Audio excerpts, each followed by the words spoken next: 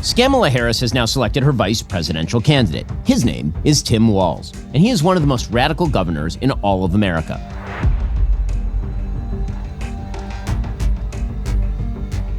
Despite his seemingly humble beginnings, his career trajectory is littered with questionable decisions, political opportunism, and increasingly radical campaigns.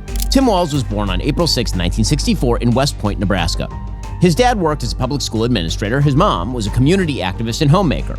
Walz told Minnesota Public Radio they were certainly New Deal, which is Walz's claim to being a born and bred Democrat. According to The Independent, Walz's parents almost named him after President John F. Kennedy. Walz shared, quote, "Growing up Catholic, we had John Kennedy memorabilia in the house. My mother was pregnant with me when he was assassinated, and I guess there was a debate about calling me John when she was picking names." The tenuous connection with the Kennedys was just an early indicator that politics would be Tim Walz's life. After high school, Walz joined the Army National Guard. Concurrently, he pursued a career in education, earning a bachelor's degree from prestigious Chadron State College in 1989 and a master's degree from Minnesota State University in 2001. Walz taught high school geography and coached football. He was an assistant coach, not a head coach, despite his latest attempts to play one on TV. But what defined his career was his relentless pursuit of political advancement. The first place he sought out that advancement appears to have been China. Walz has been to China over 30 times. Yes, you heard that correctly. More than 30 visits to a country that is and has been no friend to the United States. Walz's connection with China began in 1989, a pivotal year marked by the horrific Tiananmen Square massacre. While most Americans were recoiling from the brutality of the Chinese Communist Party, Walz decided it was a perfect time to head on over to China to teach. He even witnessed the aftermath of the protests firsthand. Fast forward a few years, and he chose to go back to honeymoon in China with his wife, Gwen. An odd place for a honeymoon, to be sure. But then again, Bernie Sanders honeymooned in the Soviet Union. But wait, there's more. Walz and his wife started a company, Educational Travel Adventures, specifically to take high school students from Mankato, Minnesota, on trips to China every summer. These trips, it turns out, were at least partially funded by the Chinese regime. What did China expect in return for this generosity? No one knows, but the CCP isn't exactly famous for being giving and open-hearted. Walz's interactions in China didn't go unnoticed. It's almost certain the Ministry of State Security, China's powerful secret police, vetted him. There's no hard evidence, of course, to suggest that Walz was directly involved with Chinese intelligence, but the very nature of his extensive travel and engagement with Chinese officials warrants some scrutiny. Another questionable life choice occurred when Walz, then a 31-year-old high school teacher and assistant football coach, an example for the children of Mankato West High School, was arrested for driving under the influence in Nebraska. Walz was pulled over for speeding, clocked at 96 miles per hour in a 55-mile-per-hour zone. According to the police report, the arresting officer detected a strong odor of alcohol on Walz's breath and person. Walz subsequently failed both a field sobriety test and a breathalyzer, leading to his arrest and subsequent guilty plea in 1996. During Tim Walz's 2006 campaign for Congress, his campaign manager, Carrie Greeley, attempted to address the resurfacing of that 1995 DUI. Greeley asserted Walz was not actually drunk at the time of the arrest.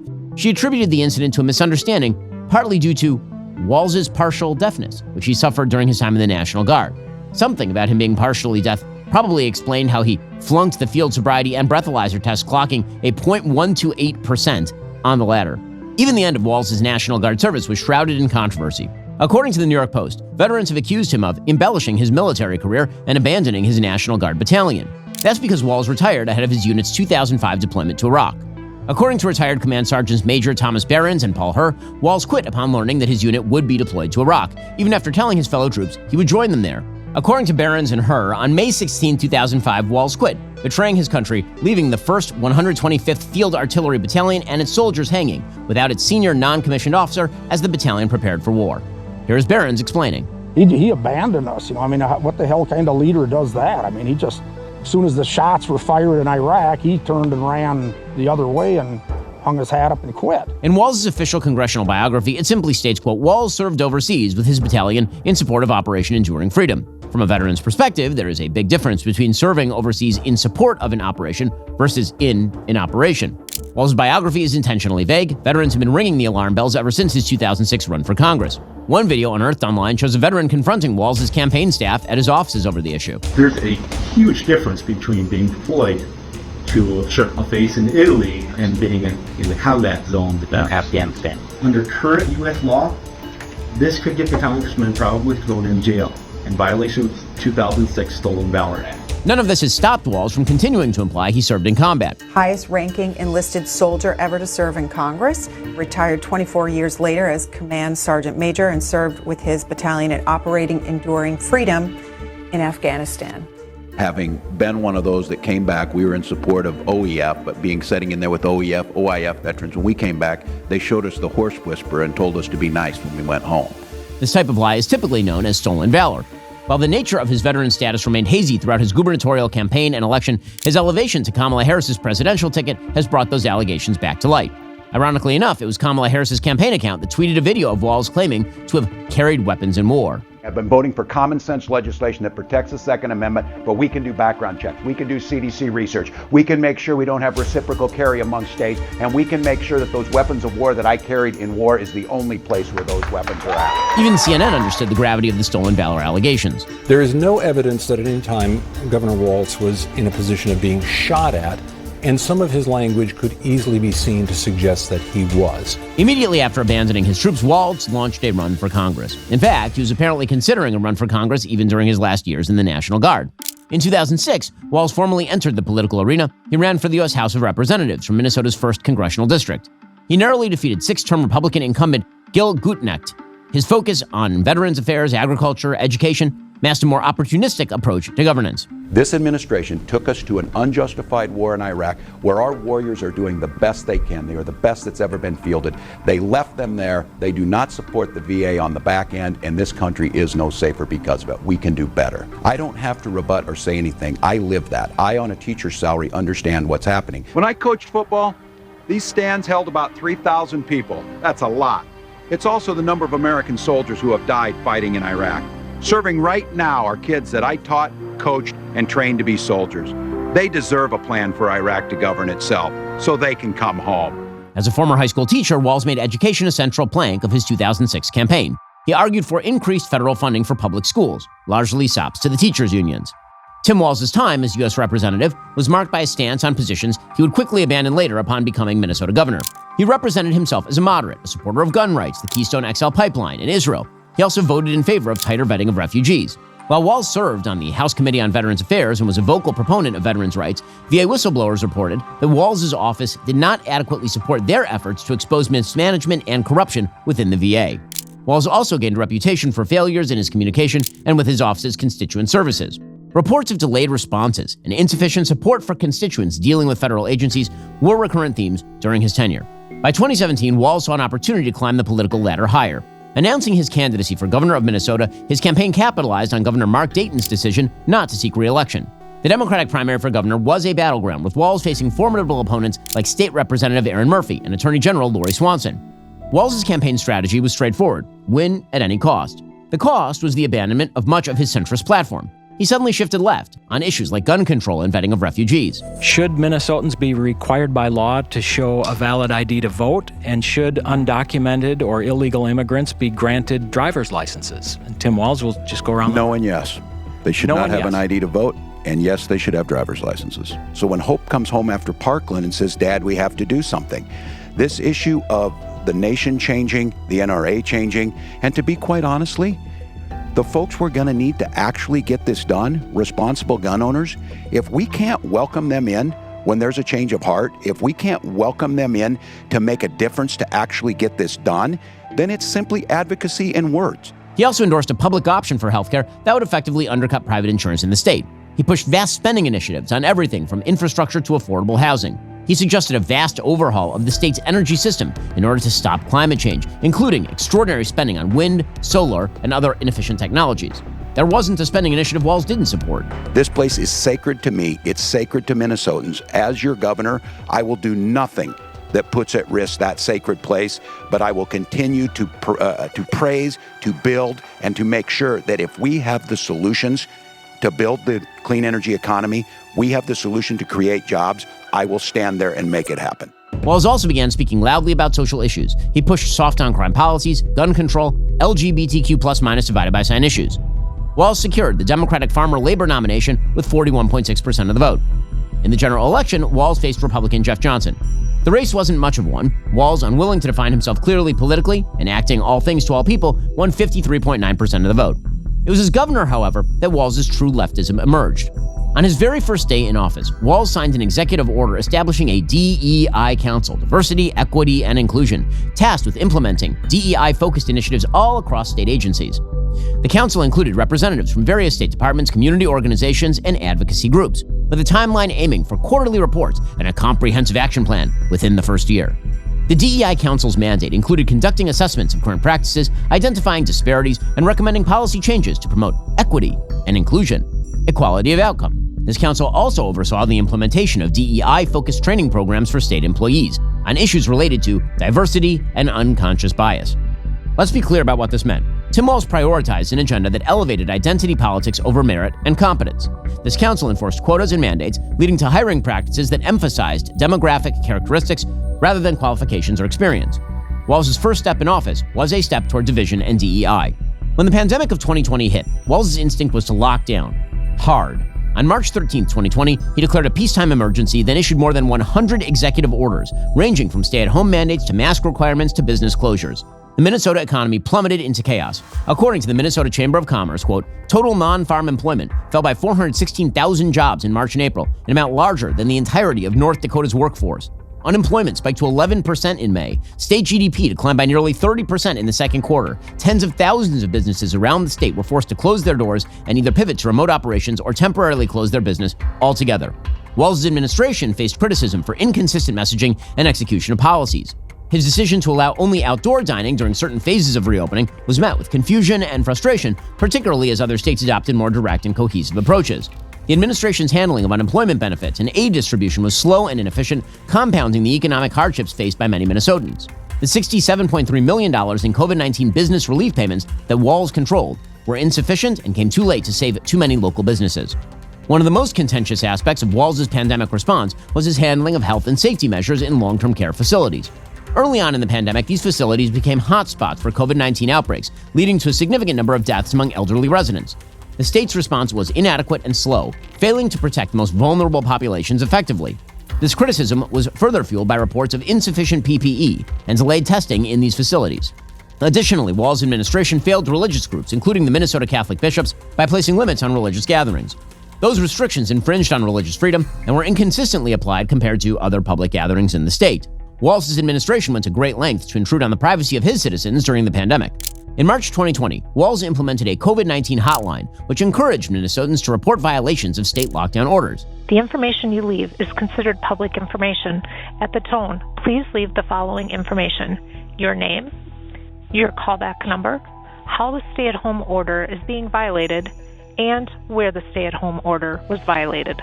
Thank you. This so-called snitch line was operational from March 2020 until June 2022. The hotline generated thousands of reports from residents who reported their neighbors for dangerous, scary activities like walking their dogs, playing basketball, not wearing masks, making non-essential purchases, and hosting church services that did not meet legal requirements set by Walz's orders. Today, of course, Walz claims the essence of Minnesota Nice is minding your own damn business. There's a golden rule: mind your own damn business. In Minnesota, we respect our neighbors and their personal choices that they make.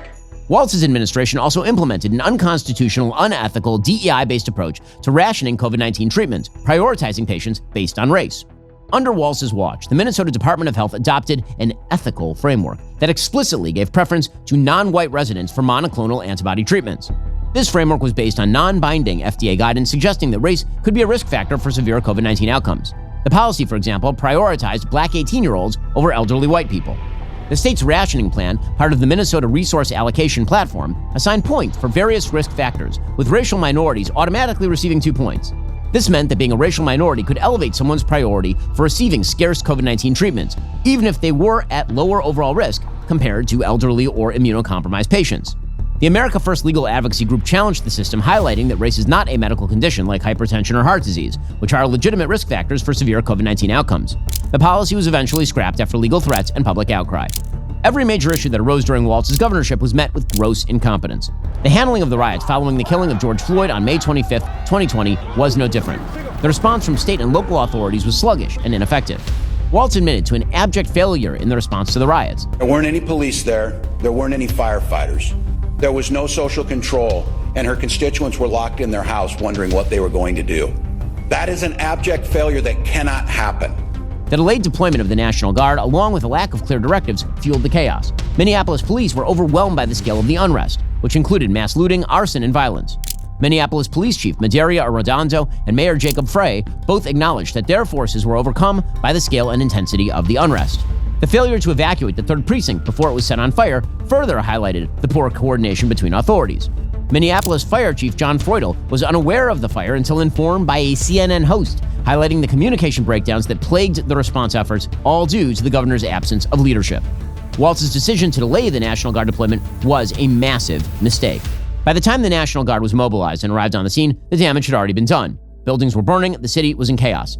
Senate Majority Leader Paul Gazelka criticized Walz for not taking immediate control and using his emergency powers more decisively.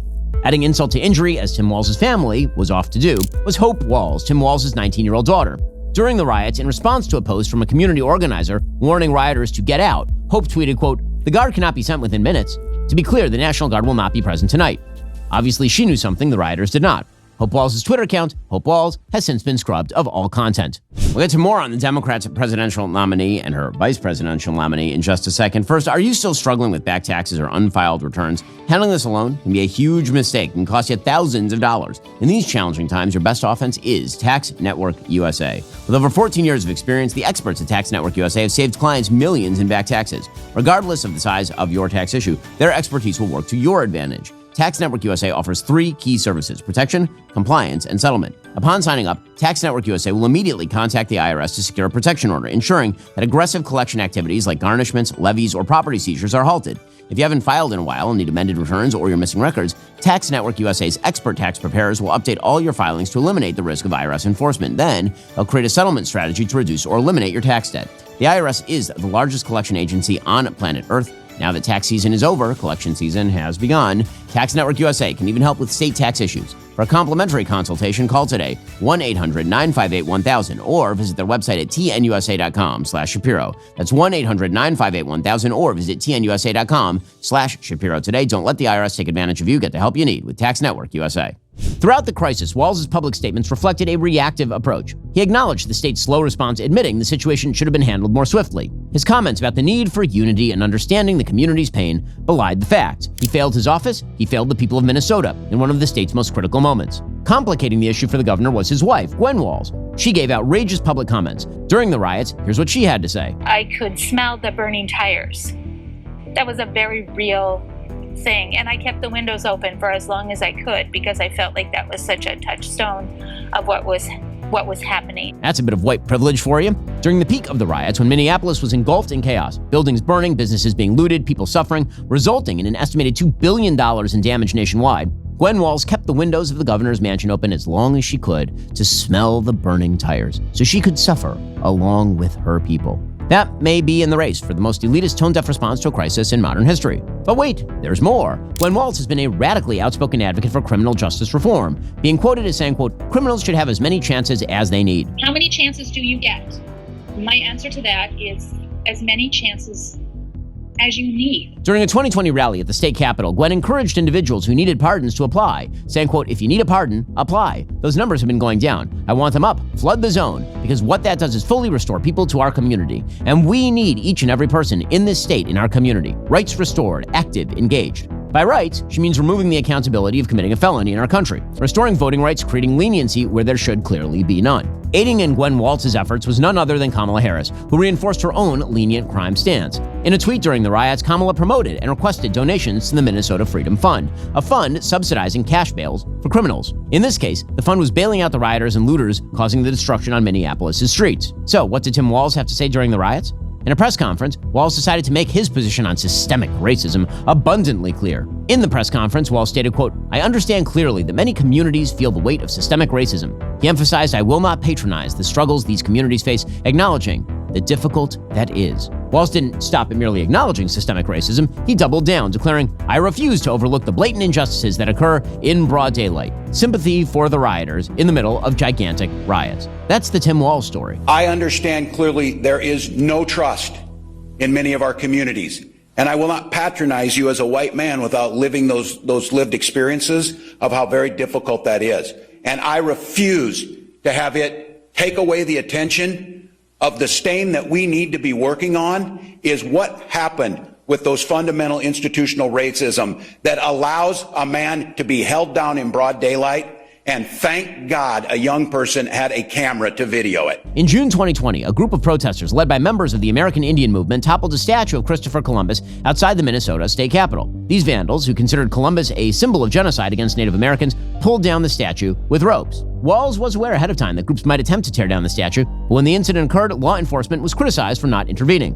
Walz's commissioner of the Department of Public Safety later told the press law enforcement was, quote, not able to get out there in time. Sure, it was literally right outside the state capitol.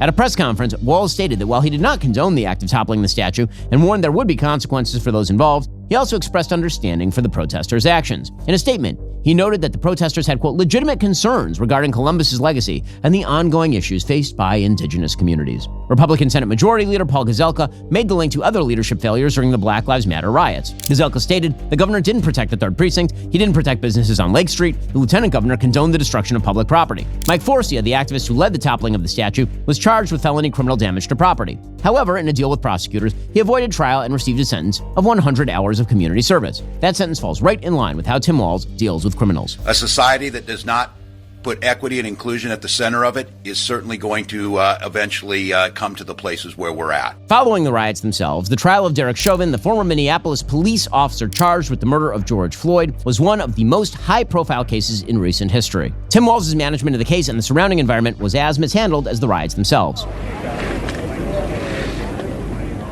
From the beginning, Walz's administration failed to ensure an impartial and fair trial for Derek Chauvin. The extensive pretrial publicity and the public pressure for a conviction compromised the integrity of the judicial process without a doubt. Additionally, Walz's public statements did nothing to address concerns about due process for Chauvin. By transferring the prosecution to Attorney General Keith Ellison, known for his progressive views, Walz bowed to public pressure and to the left. Walz ultimately called Chauvin's conviction a critical step towards justice and used the momentum to push for legislative changes aimed at the police. In the wake of the Chauvin trial and the subsequent shooting of Daunte Wright, Walz failed any and all tests in public safety. George Floyd's death and our justice system's conviction gives us that small place to believe we can make the difference. As time went on, failures from the pandemic continued to plague Walz. At his doorstep landed the Feeding Our Future scandal, one of the largest pandemic-related fraud cases in the entire nation. The scheme involved the embezzlement of $250 million from federal child nutrition programs meant to feed low-income kids during the COVID-19 pandemic.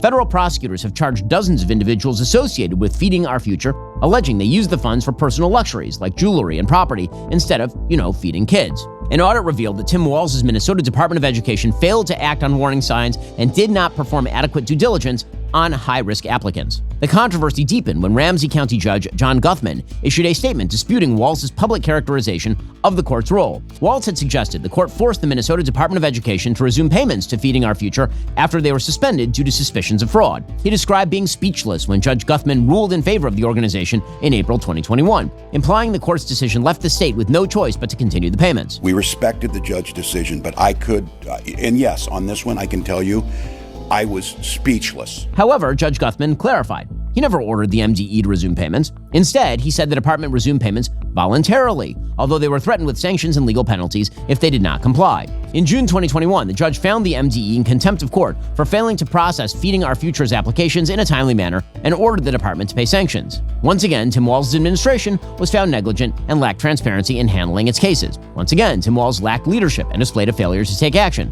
Once again, as per the usual, Tim Walz failed. In addition to his many failures, Tim Walz's tenure was characterized by a hard turn toward the extreme left. He pledged to go net zero on the electric grid by 2040, radically increasing the cost structure for energy. Walz's policies on gun control, criminal justice reform, and social issues reflected his increasing bow to the progressive wing of the Democratic Party. Despite all of this, Walz secured re-election in 2022 with a lower share of the vote and pushed through significant legislative changes with a Democratic majority in the state legislature. His administration passed a $17.5 billion budget that included overreach and overspending on education, infrastructure, and progressive priorities like universal free school meals, abortion rights protections, and a statewide paid leave program. In 2023, Walz advanced several pieces of legislation that expanded benefits for illegal immigrants. One significant legislative move was to offer tuition-free public college education for undocumented immigrants from families earning less than $80,000 annually. Additionally, Walz signed a bill allowing illegal immigrants to obtain driver's licenses, a move he pretended to enact as a measure to enhance road safety. Walz said, quote, ensuring drivers in our state are licensed and carrying insurance makes the road safer for all Minnesotans. It's done. These 2023 initiatives built on Walz's earlier actions in 2019, when he passed state-funded healthcare provisions for illegal immigrants. According to the Minnesota House of Representatives website, those with refugee or asylum status could access supplemental security income, while legal non-citizens could benefit from programs like Minnesota Care and SNAP. These progressive policies put a strain on state resources and encouraged illegal immigration. According to the Migration Policy Institute, Minnesota has an undocumented immigrant population of approximately 81,000 individuals out of a total state population of 5.7 million, a fraction of that total illegal immigration population of the country that we even know about, of course. If Walz was willing to do that to Minnesota, imagine what he would do with the whole country. Walz's next priority after his re-election was a terrifying move that centered around expanding abortion rights in Minnesota. In 2023, Walz signed the Protect Reproductive Options Act, a horrific piece of legislation establishing a fundamental right to obtain an abortion in Minnesota. The PRO Act lacks time limits, term, or trimester specifications, meaning it permits abortion up and until the point of birth. Additionally, Walz signed Minnesota Senate Bill 2995, repealing several existing laws protecting life. That bill repealed provisions that prohibited coercion into undergoing an abortion or sterilization, as well as the use of public funds for abortion, including for minors in schools. The bill also eliminated any requirement for written patient consent before an abortion, instead requiring only that the abortion be deemed medically necessary by the treating provider. The repeal of informed consent provisions, which previously mandated that women be informed about the medical risks of an abortion, the age of the unborn child, and their rights to state assistance or other paternal child support, was also prioritized and enacted by Walz. Since the reversal of the Dobbs versus Jackson Women's Health Organization decision, Minnesota has become a booming abortion factory for women all over the Midwest. The combination of the PRO Act and Senate Bill 2995 has made the state a significant provider of abortion services, all pushed by Tim Walz and his government. In addition to his extraordinarily radical abortion policies, Walz has also played a key role in the advancement of left-wing LGBTQ policies throughout his political career. This started with his advocacy of the repeal of Don't Ask, Don't Tell in the military, and in 2006 congressional speech, Walz emphasized sexual orientation did not affect a unit's ability to fulfill its mission. I know how important it is to fill our military with qualified, professional, and motivated volunteers. We are blessed in this nation. That's exactly what we have. It's time for us to honor their professionalism and know that they're ready to end this discriminatory practice. Walz was a key player in Congress in passing the Matthew Shepard and James Byrd Jr. Hate Crimes Prevention Act, which expanded the definition of federal hate crimes to include those based on sexual orientation, gender identity, and disability. This bill arose out of an implicit accusation that Matthew Shepard was killed due to his sexual orientation, marking the Midwest as a bigoted place, a story since totally debunked by the Free Press. In a revisit of the case, the article determined the 1998 murder of Matthew Shepard was motivated not by sexual orientation or homophobia, but by drugs and money.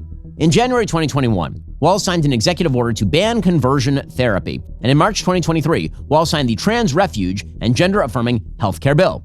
This bill made Minnesota into a so-called trans sanctuary state. The bill ensures transgender individuals and their families can access quote-unquote gender-affirming healthcare without any legal repercussions. Walz has been presented by the Harris campaign as America's dad, emphasizing his family-oriented image and Midwestern roots. This portrayal is attempting to serve as a strategic foil to distract from Walz's wild left-wing stances. The campaign highlights his wholesome family life, posting about his kids' achievements and family activities to try and create a sense of authenticity and relatability. That is a false flag. It is not true. He is not Mr. Feeney. He is not Coach Taylor. He is, as he has stated publicly and repeatedly, a wild progressive, a radical, and a liar. Walz's personal background is leveraged to enhance his moderate image. Raised in a small town in Nebraska, his experiences as a high school teacher, football coach, and Army National Guard member paint a picture of somebody deeply connected to traditional American values.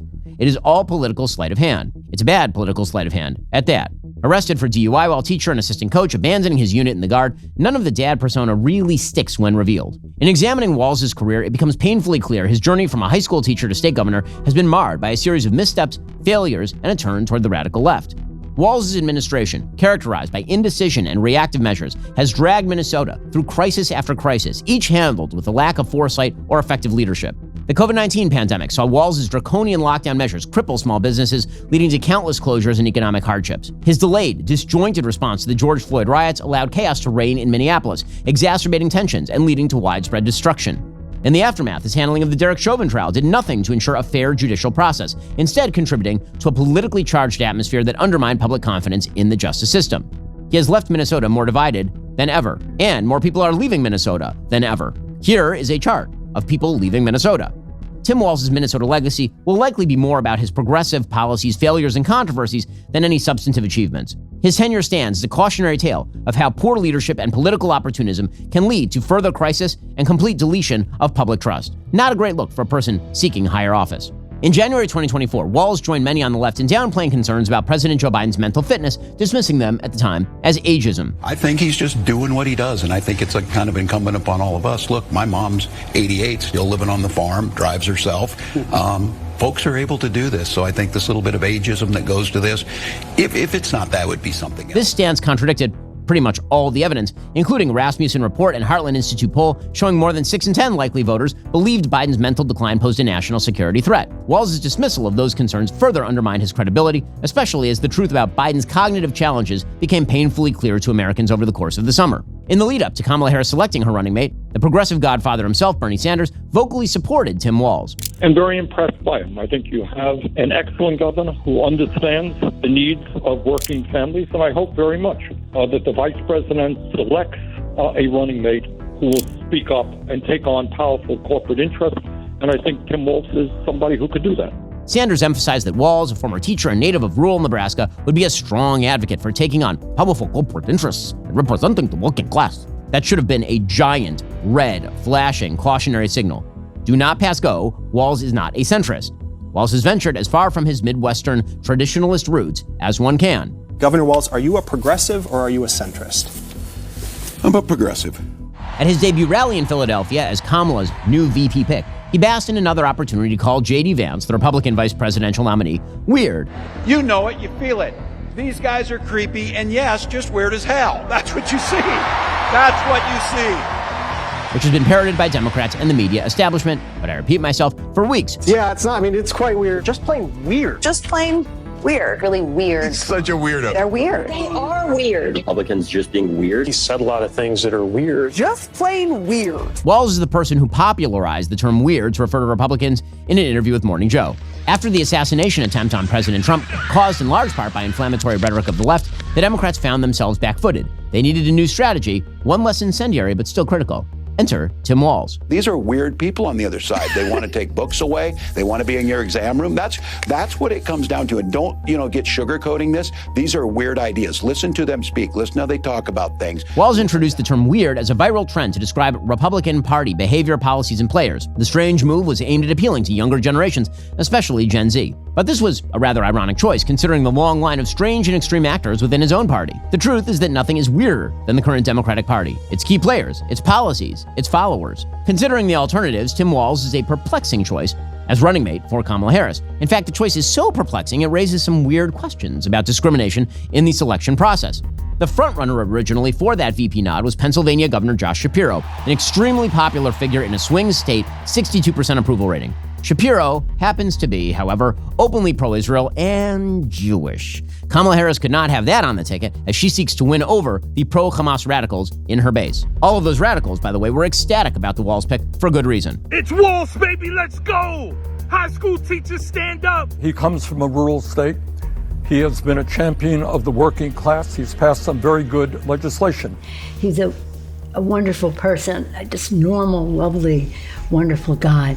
Walz's selection amplifies Kamala Harris's own radicalism. His own record is riddled with flaws, question marks, history of flip-flopping, poor decision-making, ineffective leadership. Rather than strengthening the Democratic ticket, Walz's presence bolsters the Trump-Vance campaign as the cracks in the Harris-Walz team are already beginning to show. This is, without a doubt, the most left-wing ticket to ever enter a presidential race. The ideological extremity of this ticket will alienate moderate and independent voters, paving the way for Republican victory in the fall.